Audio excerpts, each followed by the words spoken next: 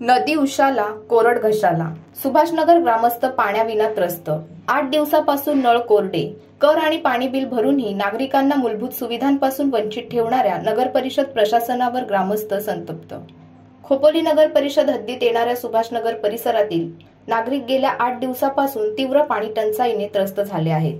नदीजवळ टाक्या भरल्या पण नळ कोरडेच, अशा शब्दात रहिवाशांनी प्रशासनाविरोधात तीव्र नाराजी व्यक्त केली आहे.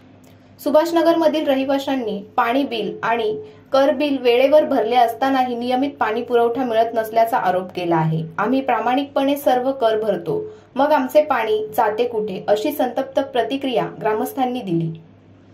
या तक्रारी अनेक वेळा पाणी पुरवठा विभागातील कर्मचाऱ्यांना दिल्या गेल्या, तरीही कोणतीही कारवाई झालेली नाही.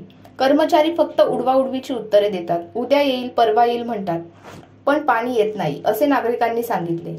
नगर परिषदेच्या प्रशासनाला प्रत्येक घराचे पाणी बिल भरले आहे की नाही याची माहिती असते, मात्र कोणत्या भागात पाणी येत नाही हे जाणून घेण्याची प्रशासनाची इच्छाच नाही, अशी तीव्र टीका रहिवाशांनी केली आहे.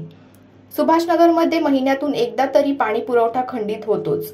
कधी पंप खराब, कधी वॉल बंद, तर कधी वीज नसल्याचे कारण देऊन नागरिकांना तहानलेले ठेवले जाते. सुभाषनगरातील नागरिक आता संतापले असून त्यांनी इशारा दिला आहे की जर पुढील 48 तासात पाणी पुरवठा सुरळीत झाला नाही तर आम्ही नगर परिषद कार्यालयासमोर आंदोलन करू. स्थानिक कार्यकर्त्यांनीही प्रशासनाला कठोर शब्दात इशारा दिला आहे की नागरिकांना तहानलेले ठेवले तर पुढची निवडणूक प्रशासनाला आठवेल.